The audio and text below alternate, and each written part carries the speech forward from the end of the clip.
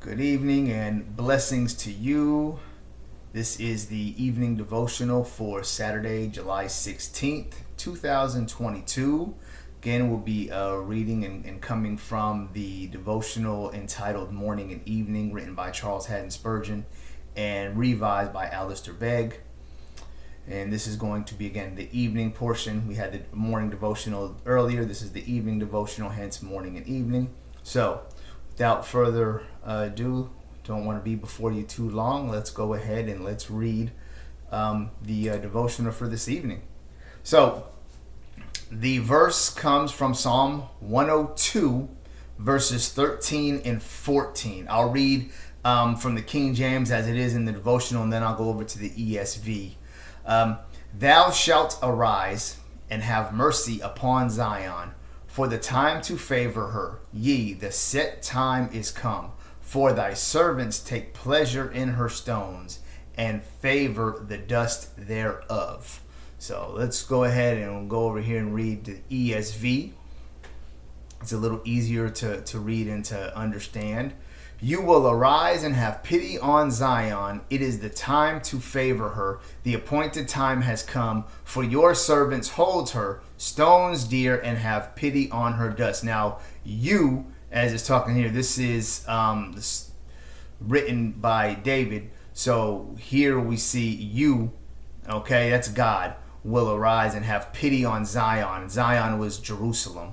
Okay, it is time to favor her.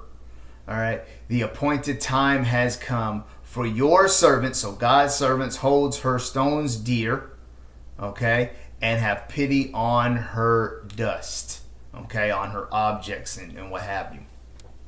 So, a selfish man in trouble is exceedingly hard to comfort, because the springs of his comfort lie entirely within himself. And when he is sad, all his springs are dry.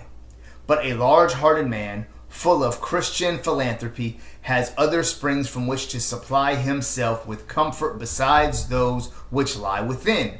He can go to his God first of all, and there find an abundance of help.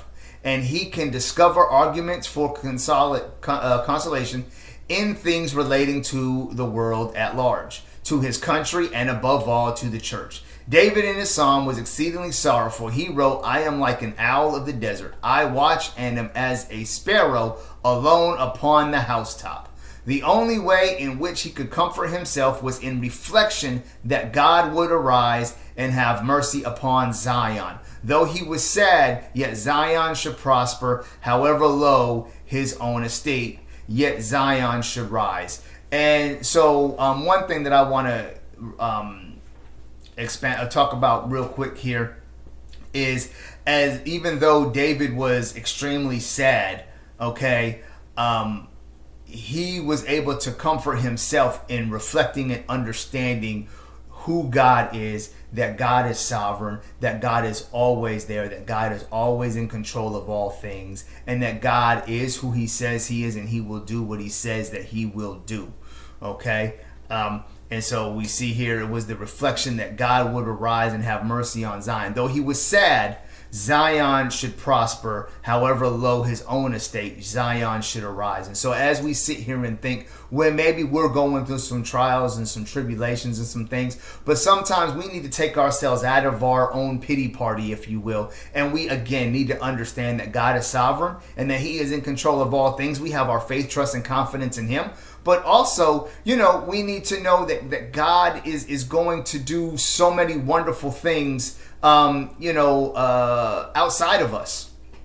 Okay, things that have nothing to do with us. And we need to, again, take ourselves out and think of others and think of other situations and other scenarios, okay? Not get caught up in the self-pity or the pity party, as I said a couple minutes ago, okay?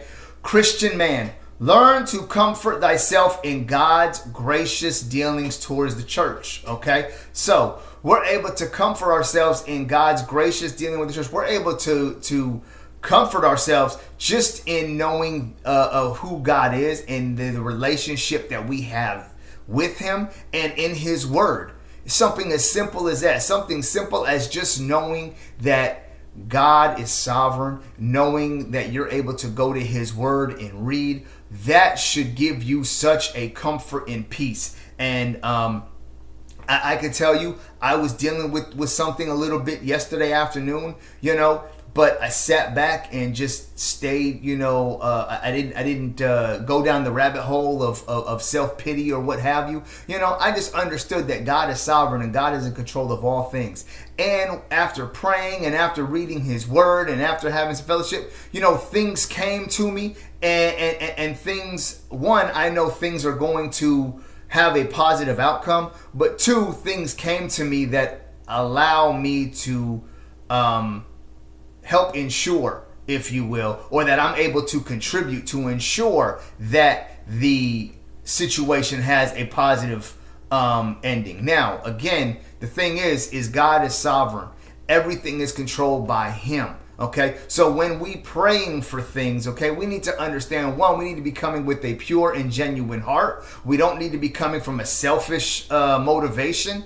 And we need to be knowing that if it isn't according to God's will, it will be done. Not just because for the sake that we're asking it is something that we want, but it needs to be in according to his will. He has written and preordained and predestined everything. Nothing catches him by surprise. So therefore, how things are going is exactly how they're supposed to go. Take comfort in that, even during the hard times. Okay, in the word it says, take joy even in the time of hardship. Okay, we're doing a Bible study on the Thessalonians right now. And as they were even being afflicted, yet they still had joy. Okay, that's what we need to be doing as well.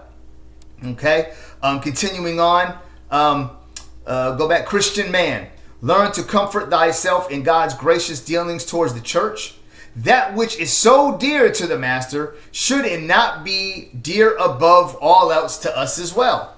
Okay? What though way to be in the dark, can thou be glad in your heart with the triumphs of the cross and the spread of his truth? Our own personal troubles are forgotten while we look not only upon what God has done and is doing for Zion, as it says, but on the glorious things he will yet do for his church. Try this receipt, O believer, whenever you are sad of heart and in heaviness of spirit, forget yourself in your little concerns and seek the welfare and prosperity of Zion. When you bend your knee in prayer, limit your petition not to just your own circle and your own things, though it may be a trying time. Send out longing prayers for the church prosperity. Pray for the peace of Jerusalem, and thine own soul shall be refreshed. Okay, so here, just what I would say to expound on this a little bit right here is send out prayers for other people. Send out prayers for other organizations, for other things, okay? Pray for the peace of your city, of your state, of the world, of, other countries, okay? And your own soul shall be refreshed. Because, again, you understand that God is sovereign, and the fact that you're able to even pray to God, knowing that he hears you based on the fact that you have a relationship with him through the redeeming blood and sacrifice of Jesus Christ, should truly give you peace. And I can tell you, as I just shared a little bit ago, there was some kind of disappointing moments.